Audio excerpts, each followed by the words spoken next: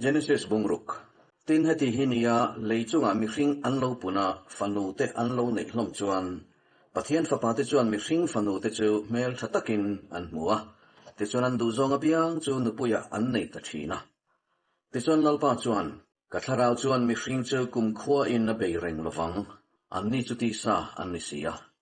nima sela kum za le kum som ni chu an la damang atia chunglai chuan million ho chu leya hian an oma chumin nuwa po pathian fapa ten mihring fanu te chu an pola an la ka fa te an nei thin lai khan an om boka chung te chu ma sanga mi chak mi ming thang te kha an ni tin lalpa chuan leya hian mihring sual zia chu nasa tak ani ti le an ril ru suang tu zia reng chu sual hlir ani fo mai ti alo hria ti chuan leya hian mihring alo siam ta ka wangin lalpa chu a in chira ril ru nat nan aman pha ta a ti chuan lalpa chuan ka mihring siam hi leichunga ta ka ti boral te mayang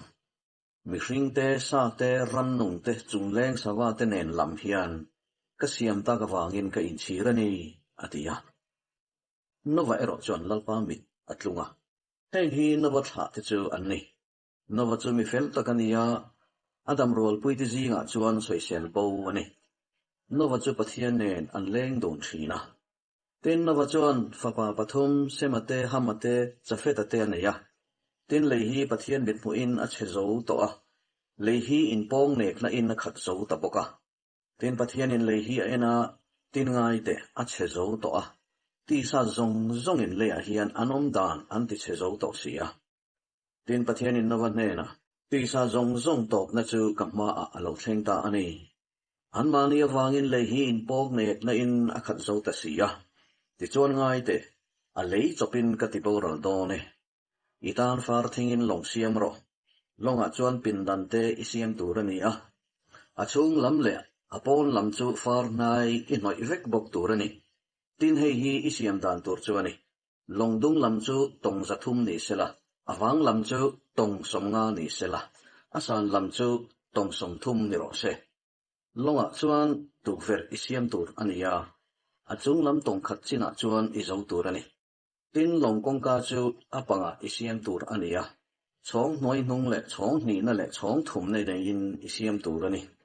tin ngai te ke ma nge yin ti sa zong nun na thopai reng chu van hnuai ta ti boral turin leya hian tui ka ti let don ani leya thil tin reng om hi an thi vekang amero chu ka thu thun chu i chunga ka ti nget zo kanga longa chuan i lut turani nang i lut turani ya i fapa te le in pui le i fapa te no pui te po i nera an lut ve turani tin ti sa zong a thil nung tin reng zinga mi chi tin patni zelin i nena ti nun ve turin longa chuan i hruai lut turani anu le pa zel an ni tur ani savaten mani chi omdan ang thevin rante an mani chi omdan ang thevin